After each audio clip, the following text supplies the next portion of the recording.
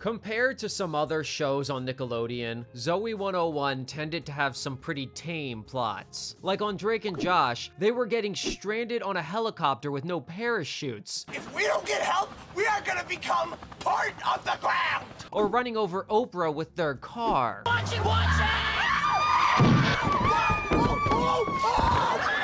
But on Zoey 101, a lot of the episodes were just about the kids crushing on each other, or them doing the school play, or joining a disc golf team to get out of gym class. But I have to give credit where it's due, and there is one thing that Zoey 101 went hard at, compared to the other Nickelodeon shows I grew up with, and that's giving us banger Halloween specials. The Zoey 101 universe did not hold back when it came to the spooky episodes. In season 3, they dropped The Curse of PCA, an absolute wild episode where ghosts are proven to be canonically real and the kids almost fucking die. That one premiered 2 weeks before Halloween back in 2007, and since it's about ghosts and came out in October, I'd say it definitely counts as a Halloween episode. Also, I already made a video covering that one if you want to check it out, but finish this one first, come on now. They also made another episode back in season 2 called Haunted House that has an even tighter Halloween theme, with everyone dressed up in costumes trying to scare the shit out of each other. Releasing on October 29th, 2005, this one's as pure a Halloween episode as they come, and I respect the hell out of that. And I remember this episode used to always scare the shit out of me as a kid, but is it still scary all these years later? Since it's been over 20 years, and we are officially in spooky season, I figure there's no better time for a rewatch than right now. As always, if you guys like this one, please give us a like and maybe even subscribe. I might just fly to Dan Schneider's house and knock on his door to go trick-or-treating, dressed as a giant foot, if you do. You could also follow me on Instagram or Twitter at Agro was here, and if you have any other episodes or shows you'd like me to cover, let me know in the comments. Alright, let's dive in. So the episode starts off with everyone chilling, when suddenly Logan skateboards over and spews some fake blood all over Chase's lunch. Gross. He says he's testing out some scares for the PCA haunted house that's coming up. Why are you walking around spewing fake blood out of your arm? Just testing out some new scares for this year's haunted house. What haunted house?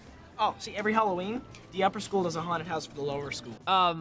What haunted house? Shouldn't Nicole already know that? This is season 2. It's not the girl's first year at PCA anymore. Did she just not notice last year on Halloween when everyone else was at the damn haunted house? Can we help you guys set it up? Whatever. But this haunted house is gonna be majorly scary, not girly scary.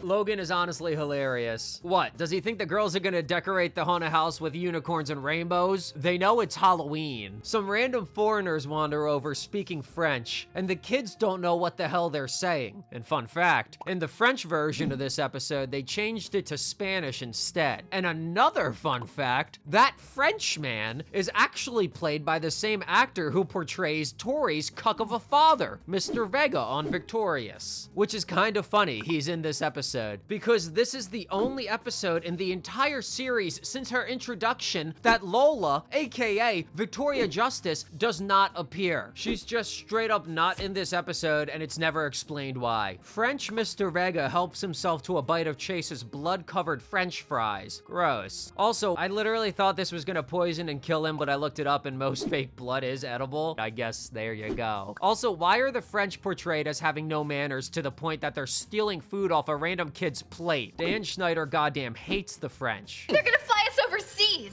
I just hope it's not France. How come? Why? Because it's full of French people. Oh yeah. True. Oh yeah, they went there. Later, Dustin and his roommate bump into Logan while he's getting some shit together for the haunted house. Haunted houses are stupid anyway. Yeah, I've been to like 10 of them. I've never been scared once. This time, I'm in charge of the haunted house. And it's not just gonna make you scream, it's gonna make you cry.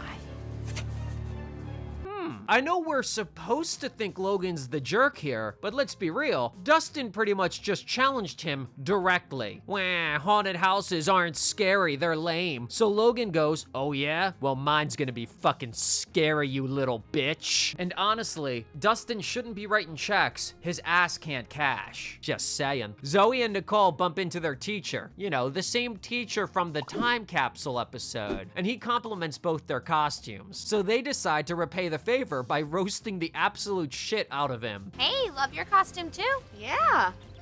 My costume? Yeah, the bow tie and the dorky shirt. You're a big nerd, right? Right. Absolutely wrecked him. He's gonna take a long walk off a short cliff. And yeah, I find it a little bit questionable that Dan Schneider chose to have Zoey dress up as Marilyn Monroe, who was famously known as a sex symbol and who also appeared in the first ever issue of Playboy. It's just a little fucking creepy. I mean, Nicole got to be Dorothy. That's a completely normal Halloween costume, but Zoey had to dress up as some sex symbol? Okay. Logan tells everyone to hurry up getting stuff together for the haunted house, but Nicole is more concerned with flirting with some guy named Tim who's in a mummy costume. Actually, the girls don't really help at all after specifically asking if they could help in the first scene. They just walk around in their costumes, bullying teachers and flirting with boys. Blah! Oh, hey, Jace. Hi, Jace. What, you weren't scared? Why would we be scared of a magician? You know what? Justice for my boy Chase. That's clearly a vampire costume. I mean, sure, he's not scary, but why would a magician have fake blood dripping from his mouth? Quinn and Mark Del Figolo show up, and Mark is wearing the exact same mummy costume as the random guy Tim that Nicole was flirting with earlier. Quinn tells him to go fucking change right now because she can't have her man twinning with some extra. Why would you choose a mummy costume when you knew Mark was going to be a mummy? How could I have known? Go change. Why should I go Go! change? Right.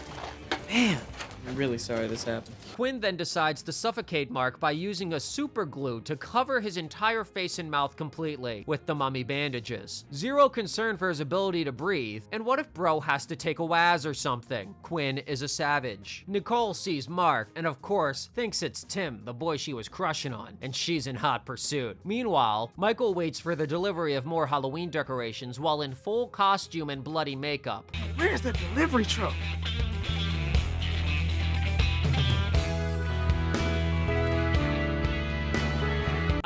He's not gonna see it when it rolls up if he's goddamn asleep! The foreigners see him and think he's actually an injured homeless guy bleeding from his skull, and they try to take him to the hospital. And when he clearly doesn't want to go, they fucking chase him, and I'm pretty sure it becomes an attempted kidnapping. And while they're busy chasing Michael, Nicole is busy chasing Mark Del Figolo in his mummy outfit. Look, I get that she thinks it's her crush, but he's actively running away from her. He's not into it, and at what point does it become assault? Tim! I've been chasing you for like a half an hour yelling your name. You didn't hear me? What? Oh, you want to kiss me?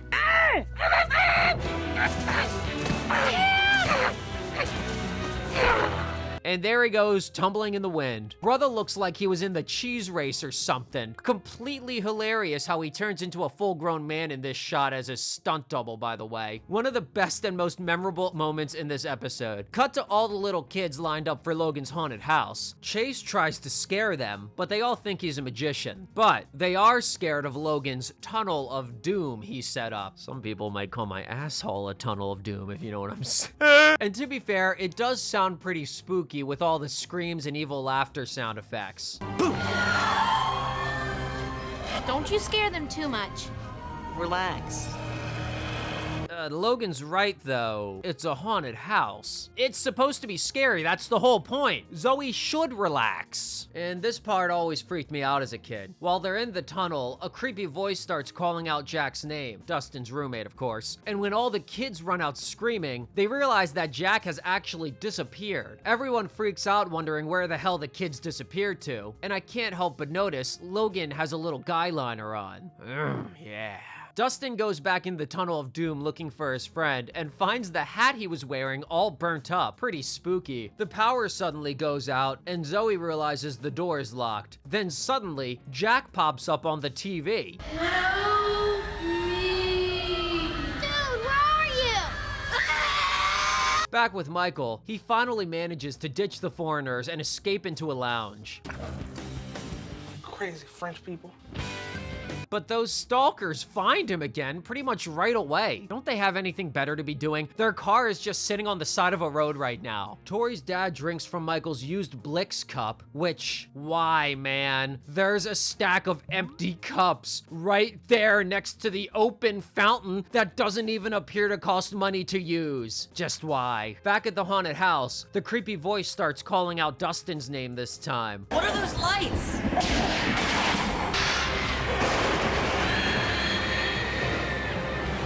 Okay, that was freaky. Wait, where's Dustin? So everyone realizes Dustin is now missing too, and it looks like the demon of the Tunnel of Doom has struck again. Back in the lounge with Michael, by the way, Logan is never like, hey, where's Michael with the rest of those supplies from the delivery truck? It's just never brought up again, but whatever. In the lounge, Michael hides out in the open. What? How could he think this was a good hiding spot? Of course they're gonna find him when he's just crouched down on the floor right in front of them. How'd they not see him sooner? But he's saved from being kidnapped by Mark Del Figolo because the Frenchies are scared when a mummy wanders into the room groaning and moaning. And he's probably moaning from all those injuries he sustained from falling down that damn hill. Nicole is hot on his trail and tries to take the bandages off his mouth to finally get that smooch, but it's completely sealed. Quinn shows up and says, you need a special solvent to take it off, dumbass, and Nicole is shocked that it's Mark. Where have you been for the past 3 hours? Running away from her. Why? She was trying to kiss me. Damn, Mark. That's a little unfair. He's not telling the whole truth here. I mean, she kept calling him Tim in like every scene. Hi, Tim! Tim! I've been chasing you for like a half an hour yelling your name. But now Quinn definitely thinks that Nicole was moving in on her man, and Quinn is probably gonna beat the shit out of her. Back in the haunted house, now that Dustin's missing, the flashing lights and spooky voice come back again, but this time it chants Logan's name. He's scared shitless and gets the hell out of there. And when he runs off terrified, the others laugh, and Zoey says, turn on the lights. Turns out, Dustin and his roommate Jack weren't really missing. They were just hiding in a little casket right nearby all along. Did he fall for it? Totally. Yeah, I think he may have had a stroke. Chase is the nice guy of the series, and he's celebrating someone else probably having a stroke. Okay. Do you think he learned his lesson? Logan?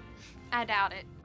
What lesson? Logan was doing an extracurricular activity making the PCA haunted house. It's a frickin' school-sanctioned event. It's supposed to be scary. It's a fucking yearly tradition, and it's goddamn Halloween. He didn't do anything wrong here at all. His only crime was putting some passion into it and trying to make it as good as possible so the other students could have a fun, scary, and memorable experience on Halloween. I'm goddamn pissed. And that's it. That's the ending. They just dance around and have a little party with the seizure-inducing strobe lights. So what even happens now exactly? There's no more haunted house for the rest of the evening? It's just a dance party instead? Only like 8 kids got to fucking go inside. Some of the other kids were probably looking forward to going into the haunted house and now they can't. I mean, Zoey and Chase are acting like they really did something here, but really, I'm thinking all they did was low-key ruin Halloween for a decent number of PCA students. A yearly tradition in the trash, just for a lesson that didn't even need to be taught. And I'll be honest, I completely love this episode because it has all the fun, spooky Halloween vibes that I crave around this time of year. The scary visuals and screams in the Tunnel of Doom, the characters all being in costume. Ugh, just inject that shit right into my veins, dude. As a big fan of Halloween and spooky season in general, straight up 10 out of 10, I love it. But I do gotta say that the actual plot involving their revenge scheme against Logan is total bullshit. He did nothing wrong by trying to make the haunted house scary. He wasn't breaking any rules or doing anything bad, like Dean Rivers knew he was building the haunted house. Dustin and his little friends are crybabies, and they should toughen up and learn to respect the culture of Halloween. So yeah, I am fully on Logan's side in this one, and that's not something you say too often when watching Zoey 101, so kinda crazy. But enough of me yapping. What do you guys think of Haunted House? Do you consider it one of Nickelodeon's best Halloween specials, like I do? Let me know how you're feeling in the comments, and let's kick it. And as always, I gotta give a massive, throbbing, spooky shout out to the Patreon and channel members. And I say this every time, but I can't thank you enough for the support. That is all. If you're still here, why not subscribe and check out some other videos? You might have a great time, you might not. I can't make any promises. All right, thanks for listening.